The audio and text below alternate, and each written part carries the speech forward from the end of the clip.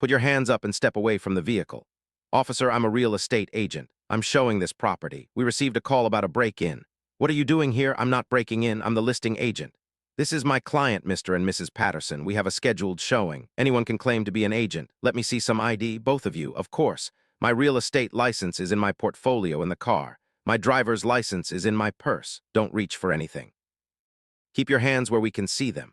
Then how do I show you my credentials? We'll retrieve them. Stay exactly where you are. This is absurd. We have an appointment, the lockbox code, the MLS listing. Everything is documented.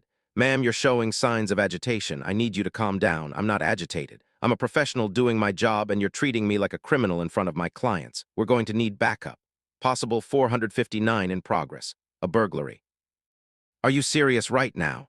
Officers Ryan Garrett and Thomas Haynes had been with the Bloomfield Hills Police Department for 9 and 11 years respectively when they responded to a call that would destroy their careers and cost their city $12.4 million. Garrett was 33 years old, Haynes was 36, both experienced enough to understand that real estate agents show properties during business hours, but apparently convinced that their assumptions about who commits crimes in wealthy neighborhoods were more reliable than obvious evidence. One Thursday afternoon in suburban Detroit, they received a call about a possible break-in at a $1.8 million property and saw a black woman standing in the driveway with a white couple. What Garrett and Haynes did next, handcuffing a licensed real estate agent in front of her clients, ignoring her credentials and the client's testimony, and detaining her for 52 minutes while neighbors recorded the entire incident, would end both their careers, expose a police department that had ignored 17 combined complaints against them, and prove that even professional credentials and white witnesses weren't enough to protect a black woman from bias. A black woman in her early 30s, Monica Hayes, stood in the circular driveway of a $1.8 million colonial estate wearing a tailored navy blazer, cream blouse, and professional slacks. Her real estate portfolio sat on the hood of her car. Her clients, a white couple in their 50s, stood beside her, confused and alarmed. No crime, no break-in, no trespassing, just a successful real estate agent doing what she'd done hundreds of times, showing a property to qualified buyers. But officers Garrett and Haynes saw her through a filter so distorted by assumptions about who belongs in million-dollar homes that they couldn't imagine a black woman as a legitimate professional. Before we continue, where are you watching from? If this is your first time here, please hit that subscribe button. Stories like these need to be shared, and your support helps us bring more truth to light. Bloomfield Hills, Michigan sits 20 miles northwest of Detroit, consistently ranked among the wealthiest cities in America with a median household income over $200,000 and median home values exceeding $750,000.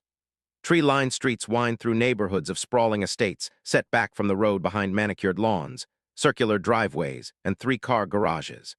Range Rovers, Mercedes G-Wagons, and Teslas fill the driveways.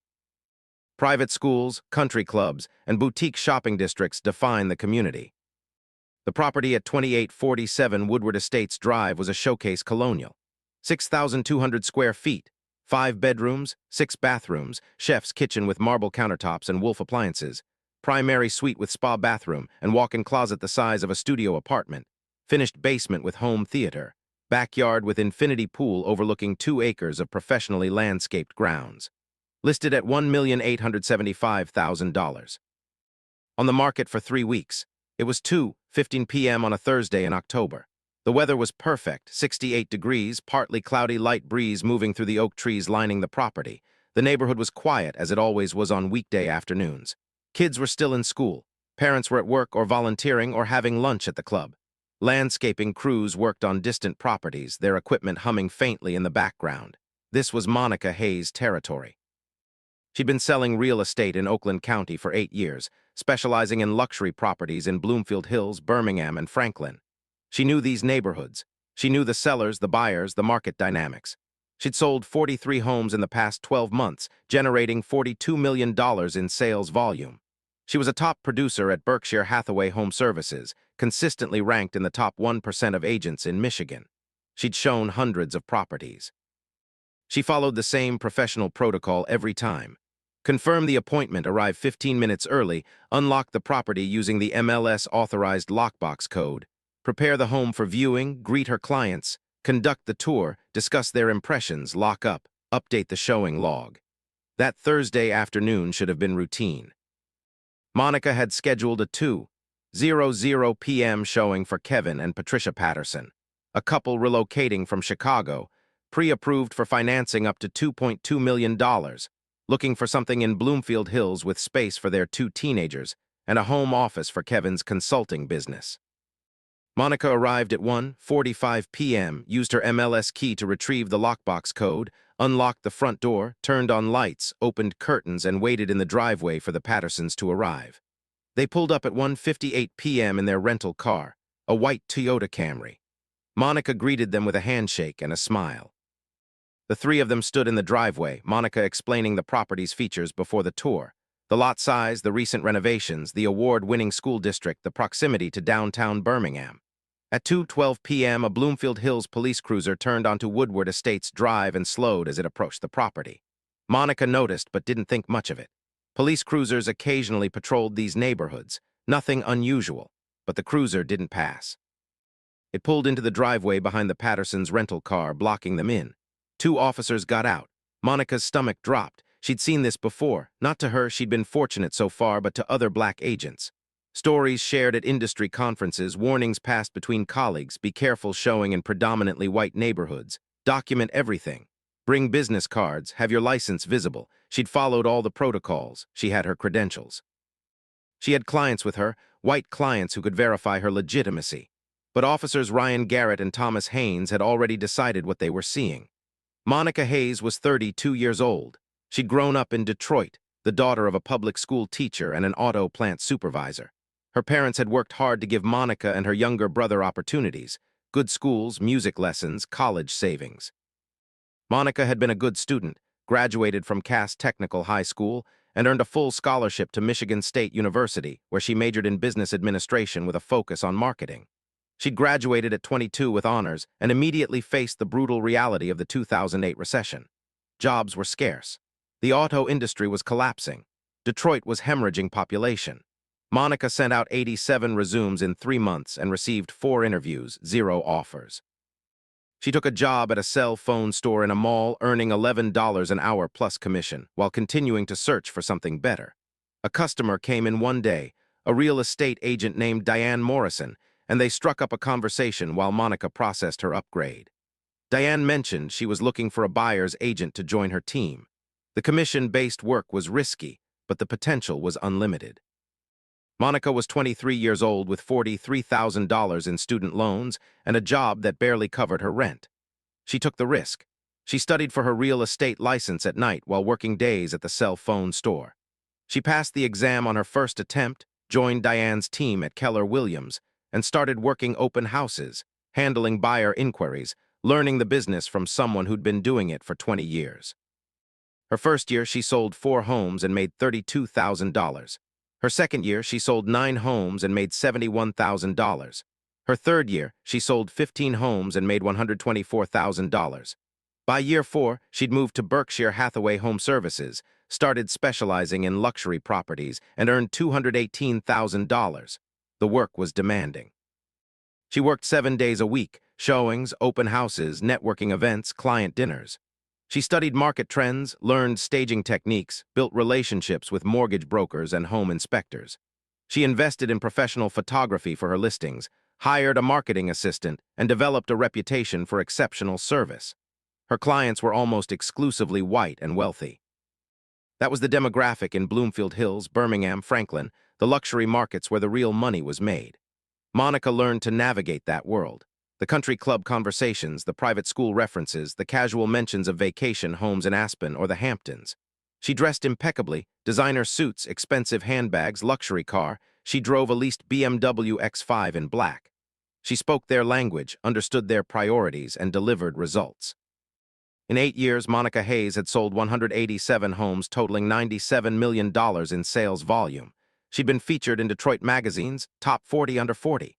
She served on the board of the Greater Detroit Association of Realtors. She mentored young agents, especially women of color trying to break into the industry. At 32 years old, Monica was exactly where she'd worked to be: successful, respected, financially secure. She'd paid off her student loans. She owned a condo in Royal Oak. She supported her parents, who'd both retired early due to health issues. But success didn't protect her from the reality of working while black in predominantly white spaces. She'd been followed in stores while shopping for client gifts. She'd been questioned by building security while attending industry events in downtown hotels. She'd had sellers express surprise when they met her in person after phone conversations. She'd overheard comments. "I didn't realize you were urban. You're so articulate. You don't sound black on the phone." She'd learned to code switch, to make white clients comfortable, to be just professional enough to be taken seriously, but not so confident that she threatened anyone's assumptions. It was exhausting, but it was the cost of success in an industry where 95% of luxury real estate agents in Oakland County were white. Monica had never been stopped by police while showing a property. She'd heard the stories, black agents handcuffed, detained, humiliated in front of clients, but it hadn't happened to her yet. That Thursday afternoon, her luck ran out.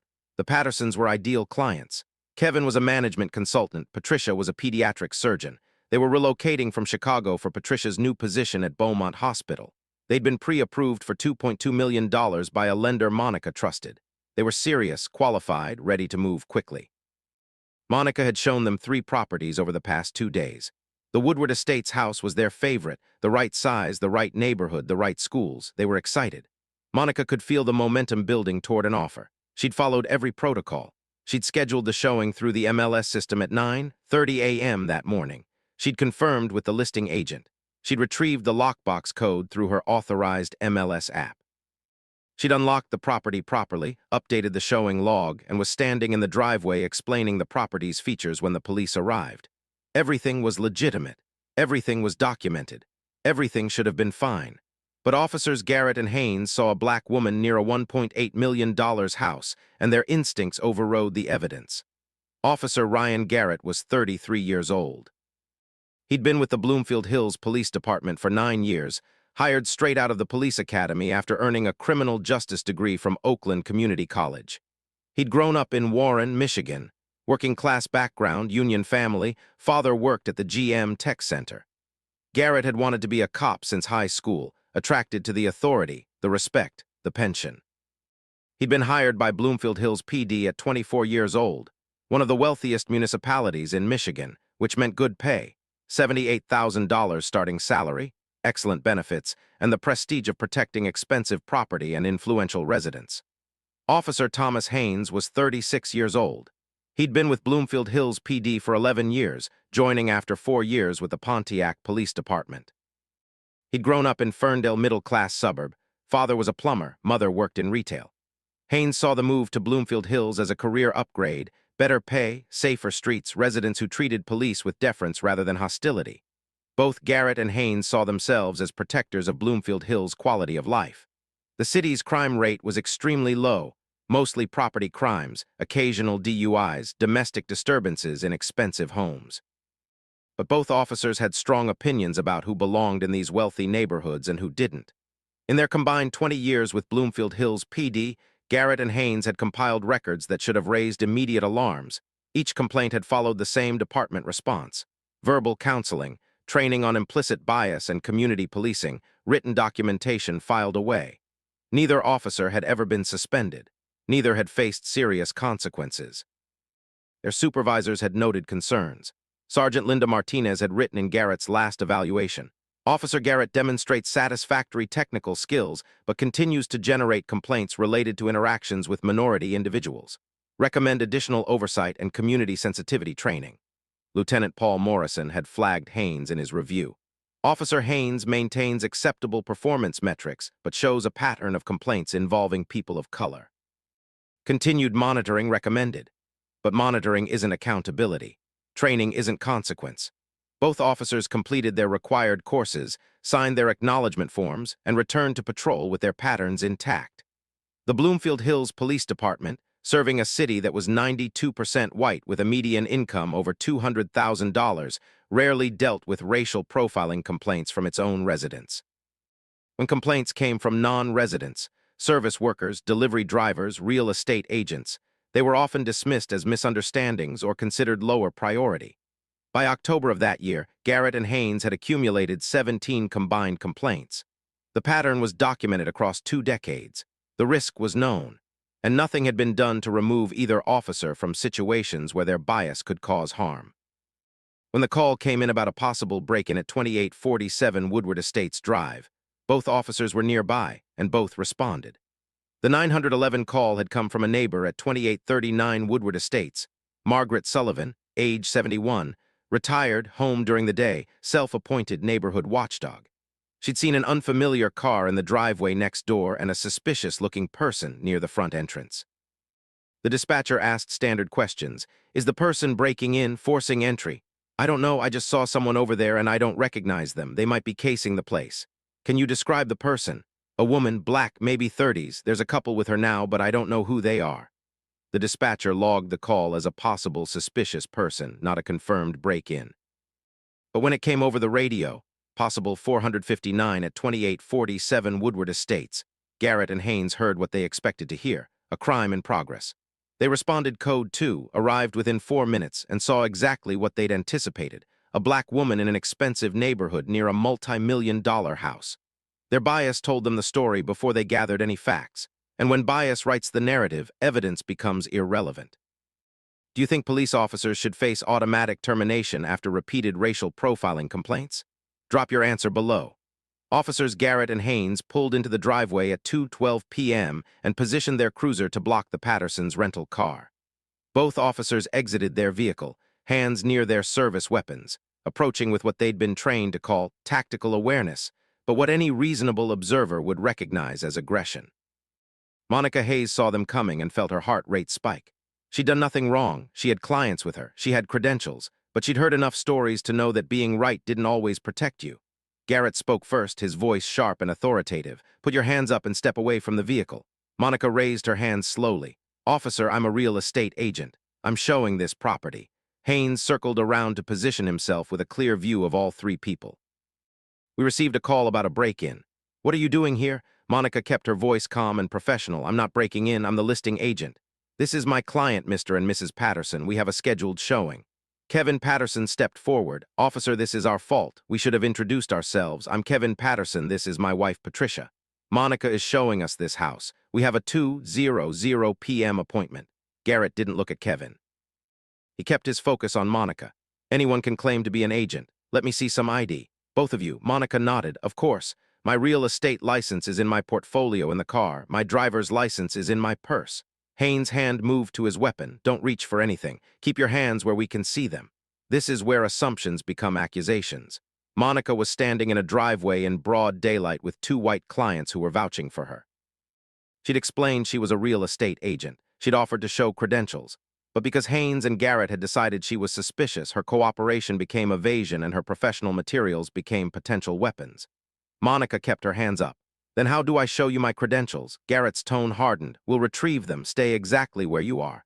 Patricia Patterson's voice rose in disbelief. This is ridiculous. We're looking at a house. She's our agent. We can all show you identification. Ma'am, I need you to step over here. Both of you. Kevin Patterson's expression shifted from confusion to anger.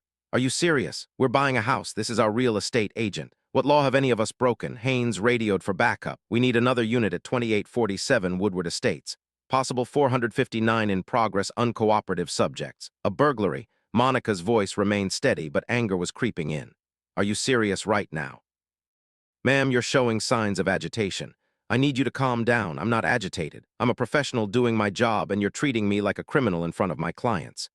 Garrett approached Monica's BMW X5 parked in the driveway. Is this your vehicle? Yes. Registration and insurance, please. It's in the glove box. Garrett opened the passenger door and retrieved the documents. He examined the registration, Monica A. Hayes, address in Royal Oak.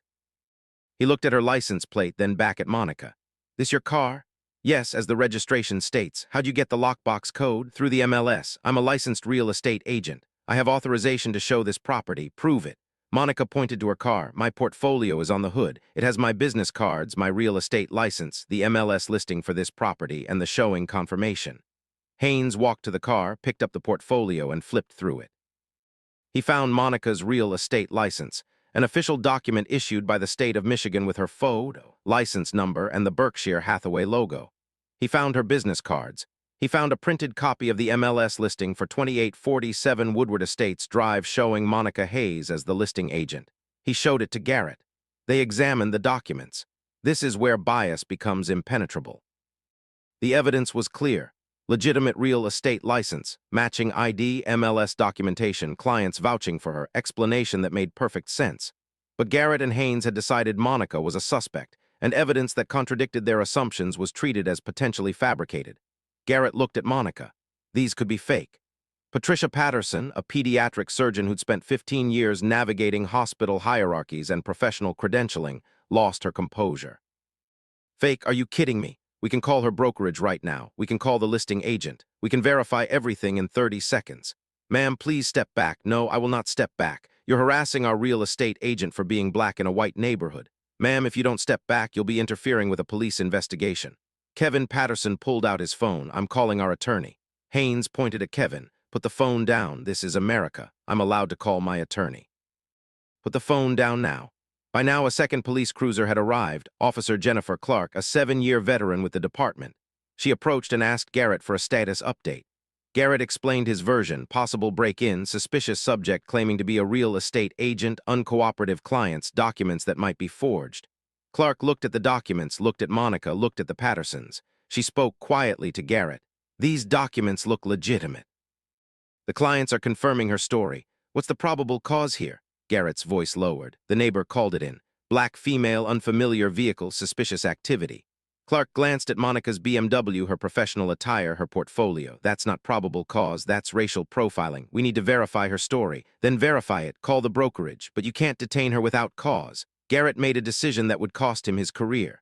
Ma'am, turn around. Put your hands behind your back. Monica's eyes widened. You're arresting me. We're detaining you pending investigation. Investigation of what? I've shown you my license, my ID, the listing, my clients. What else do you need? Turn around. This is where experience becomes liability. Monica Hayes had 8 years of experience in luxury real estate. She understood professional protocols, legal boundaries, client relations. She knew her rights. But none of that mattered because Garrett had decided to assert his authority, and once that decision was made, resistance, even reasonable objections, became defiance. Monica looked at the Pattersons. Call my broker, the number's on my card, ask for David Chen, tell him what's happening. Patricia grabbed one of Monica's business cards from the portfolio. Garrett pulled out his handcuffs. Ma'am, final warning, hands behind your back. Monica complied.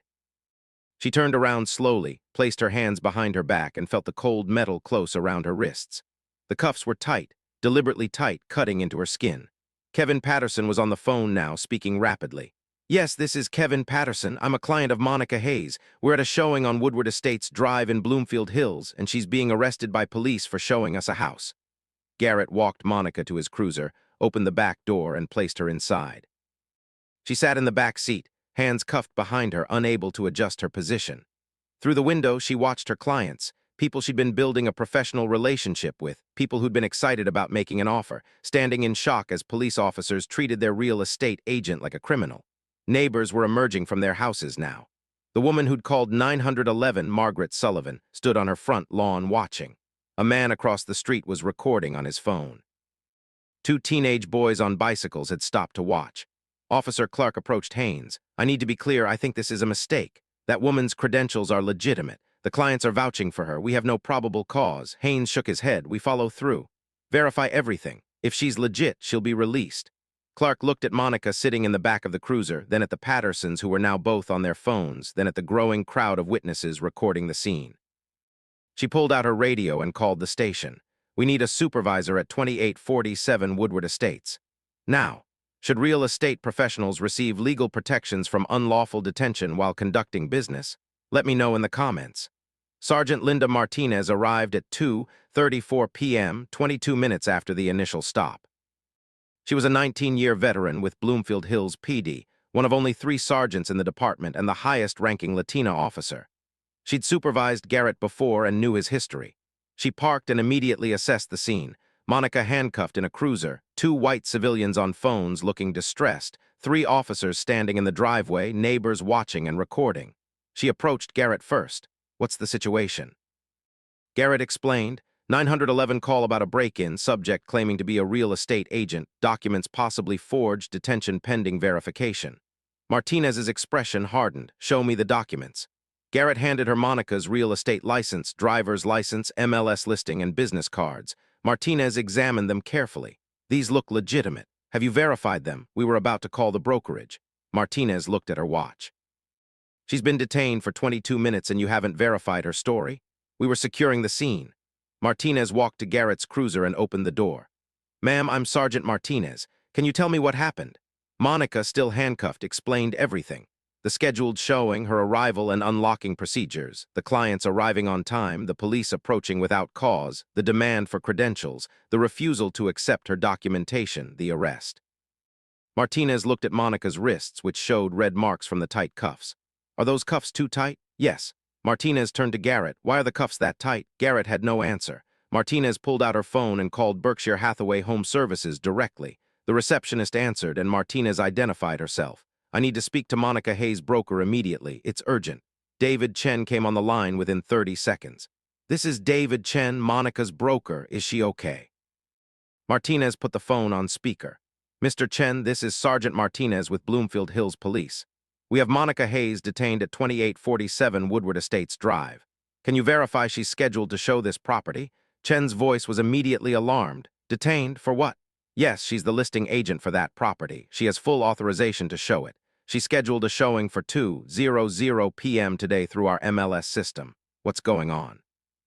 Can you verify her real estate license number? Chen read off Monica's license number. It matched exactly. Can you verify her client appointment? Chen pulled up the showing log. Yes, Kevin and Patricia Patterson, 2:00 p.m. showing, pre-approved buyers. Everything is completely legitimate. Why is she detained? Martinez looked at Garrett, her expression cold. Thank you, Mr. Chen. We'll be releasing her immediately. I want to know what happened. Martinez cut him off. We'll provide a full report. Monica will call you shortly. She ended the call and addressed Garrett directly. Release her. Now. Garrett opened the cruiser door and uncuffed Monica. She stepped out, rubbing her wrists where the tight cuffs had left visible marks. Patricia Patterson rushed over. Monica, are you okay? Monica nodded, her professional composure cracking slightly. I'm fine. No, you're not fine. Patricia turned to Martinez. I'm a surgeon. I need to document these injuries. Martinez looked at Monica's wrists. Ma'am, would you like medical attention? Monica shook her head. I just want to leave.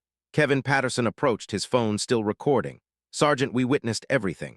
Your officers detained our real estate agent without cause, refused to verify her credentials for 22 minutes, handcuffed her in front of us and the neighbors. This was racial profiling. Martinez didn't disagree. Sir, I apologize. This should not have happened. An apology isn't enough. We're filing a formal complaint. That's your right. The man across the street who'd been recording walked over. I got the whole thing on video. I'll gladly provide it as evidence. Margaret Sullivan, the neighbor who'd made the 911 call, approached hesitantly. I'm so sorry. I didn't mean for this to happen. I just thought. I didn't recognize the car, and her voice trailed off. The truth was obvious. She'd seen a black woman and called the police. Monica looked at her directly. You saw someone who didn't look like you and assumed I was a criminal. I'm sorry. Martinez intervened. Ma'am, you should go back to your house. Sullivan left, looking shaken, but not nearly as shaken as Monica, who'd just been handcuffed and detained for doing her job. Martinez turned to Monica. Ms. Hayes, you have grounds for a formal complaint. I strongly recommend you pursue it.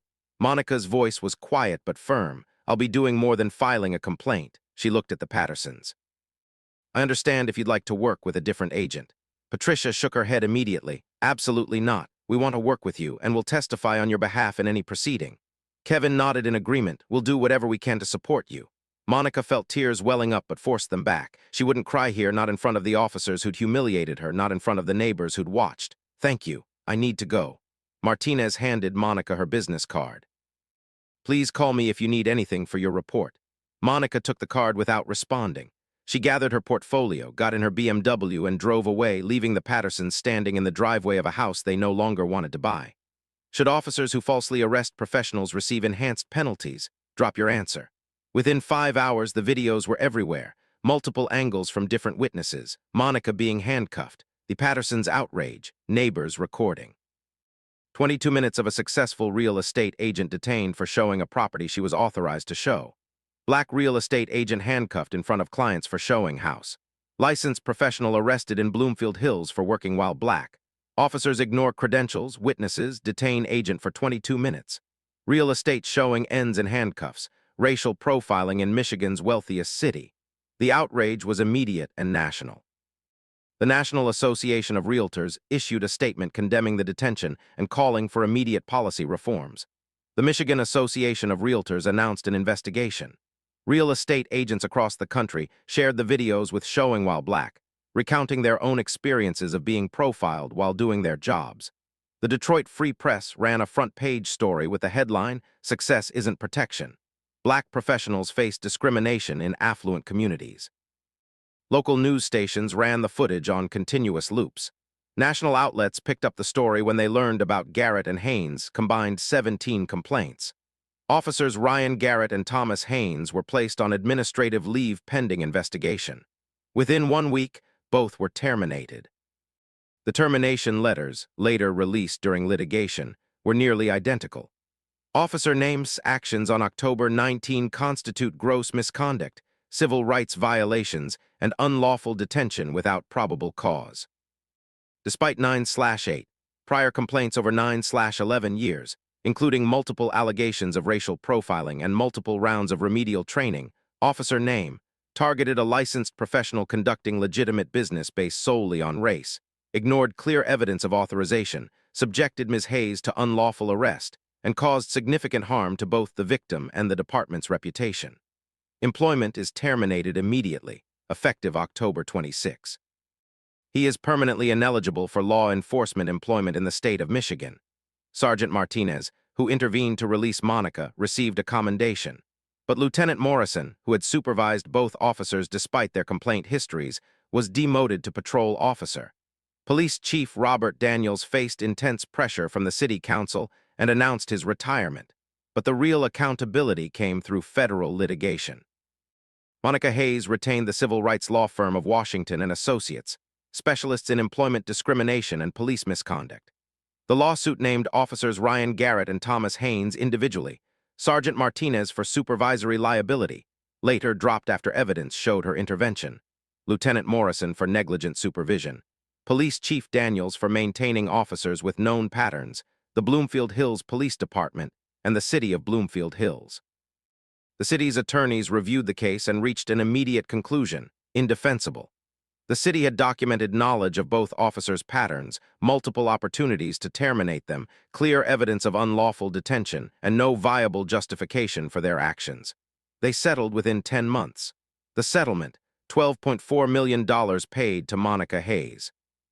The breakdown, $7.2 million in compensatory damages, including economic harm to her business, $4.5 million in punitive damages against the city for maintaining both officers despite their records, and $700,000 in attorney's fees.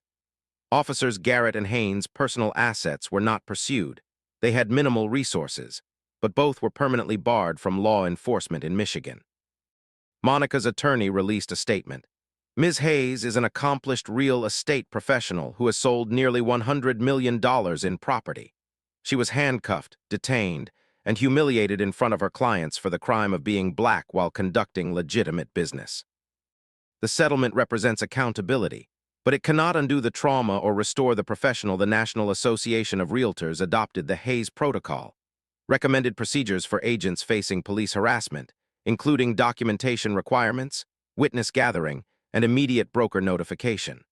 Ryan Garrett and Thomas Haynes, both unemployed and permanently barred from policing, gave no public statements. Their union initially defended them but withdrew support after reviewing the videos. Should cities face mandatory federal oversight after repeated police civil rights violations? Let me know in the comments. 11 months after the incident, Monica Hayes testified before the Michigan legislature during hearings on proposed law enforcement accountability legislation. Her testimony was emotional, powerful, and specific. My name is Monica Hayes. I'm a real estate agent with Berkshire Hathaway Home Services. I've been licensed for 8 years. I've sold 187 homes totaling $97 million. I'm a top 1% producer in Michigan. I've been featured in Detroit Magazine. I serve on the board of the Greater Detroit Association of Realtors. On October 19, I was handcuffed and detained for showing a property I was authorized to show. I followed every protocol. I scheduled the showing through MLS. I arrived early. I unlocked the property with my authorized lockbox code. I greeted my clients. I was standing in the driveway explaining the features of a $1.8 million home when police arrived. A neighbor had called 911 her description of the suspicious activity, a black woman near an expensive house. I showed the officers my driver's license. It proved I lived in Oakland County. I showed them my real estate license. It proved I was a licensed professional. I showed them the MLS listing. It proved I was the listing agent. My clients, a white couple, vouched for me. They explained I was their agent, that we had an appointment, that everything was legitimate. None of it mattered. Officer Garrett told me my documents could be fake. He handcuffed me. The cuffs were deliberately tight, tight enough to leave marks that my client, a surgeon, documented with photographs. I was put in the back of a police cruiser and held there for 22 minutes while my credentials were verified, verification that consisted of a single phone call that took 90 seconds. 22 minutes in handcuffs, in front of my clients, in front of neighbors who recorded everything, for doing my job. The officers who did this had 17 combined complaints over 20 years. 17 times other people, mostly people of color, reported being profiled, harassed, detained without cause. 17 opportunities for the department to remove them from the street. And nothing was done until I was arrested, until the videos went viral, until the lawsuit cost $12.4 million. This isn't just about me. This is about every black professional who has to work twice as hard to be seen as half as legitimate. This is about doctors questioned in hospitals, attorneys stopped in courthouses, professors challenged in classrooms. This is about the exhausting, constant requirement to prove we belong in spaces where our credentials should speak for themselves. I lost clients because of what happened. The Pattersons withdrew from the purchase. Other clients saw the videos and expressed concern about working with me, not because I did anything wrong, but because they didn't want the drama of being associated with someone who gets arrested. My business suffered. My reputation suffered. My mental health suffered. I have anxiety now when showing properties in predominantly white neighborhoods. I bring extra copies of my license. I notify my broker before every showing. I've considered having white colleagues accompany me just to avoid harassment. That's what systemic racism does. It makes successful black professionals question whether our success is worth the constant threat of humiliation. We need automatic termination after 2 civil rights complaints. We need independent oversight with real power. We need 911 call screening to filter racially motivated reports. We need body cameras with real-time review. We need public complaint databases so communities know which officers have patterns of abuse. Most importantly, we need to stop treating bias as a training issue. You can't train someone to see me as human if they fundamentally believe black people don't belong in wealthy spaces. I have a business degree from Michigan State. I have 8 years of experience. I have $97 million in sales. I have testimonials from dozens of satisfied clients. And on October 19, none of that protected me from being treated like a criminal because a neighbor saw a black woman and called the police. If my credentials weren't enough, if professional licenses, client testimonials, and legitimate business documentation weren't enough, then what protects the black woman delivering packages, the black man mowing lawns, the black teenager walking home from school? The answer is nothing. Not until we make it illegal to profile people and expensive to ignore the officers who do it. The legislative chamber erupted in applause. Several legislators stood.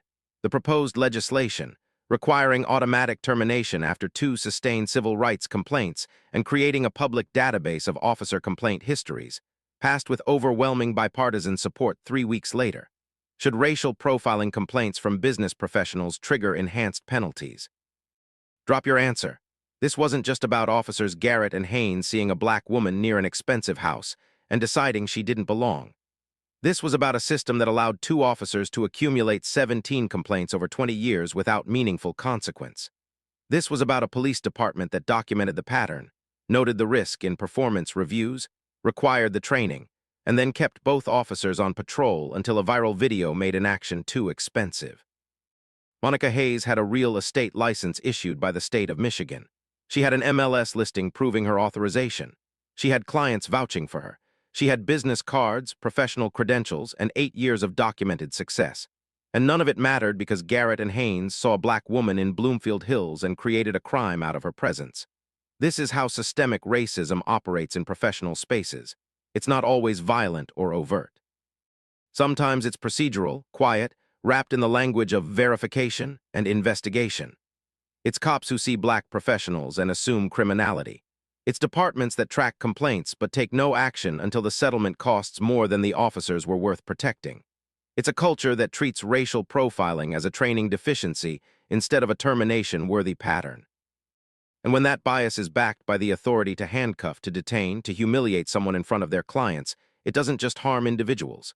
It sends a message to every black professional. Your licenses don't matter, your credentials don't matter, your success doesn't matter because we've already decided you don't belong based on your skin color. Ryan Garrett and Thomas Haynes' careers are over. That's consequence. The city paid $12.4 million. That's accountability.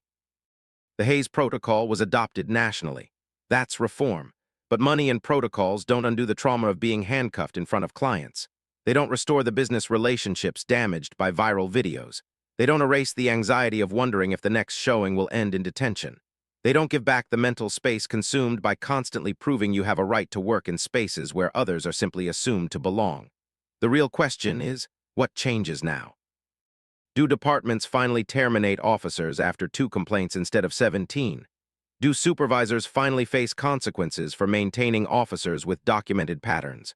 Do we finally acknowledge that suspicious often just means black in a space where someone decided they don't belong?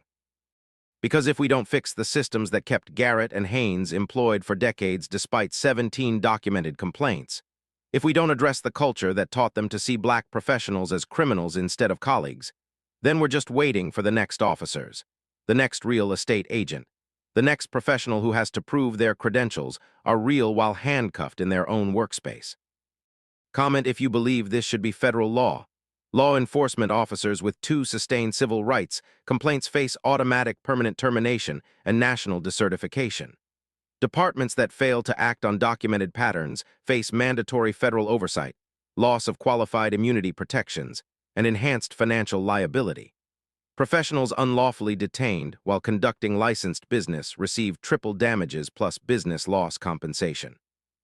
And if you think these stories need to be told, if you believe accountability starts with awareness and change starts with pressure, then hit that subscribe button because we're not stopping. We're going to keep exposing these patterns. We're going to keep demanding better. We're going to keep fighting for the professionals, the business owners, the workers who deserve to do their jobs without being criminalized for their skin color. This isn't just about 2 officers or 1 real estate agent. It's about all of us and the world we choose to accept.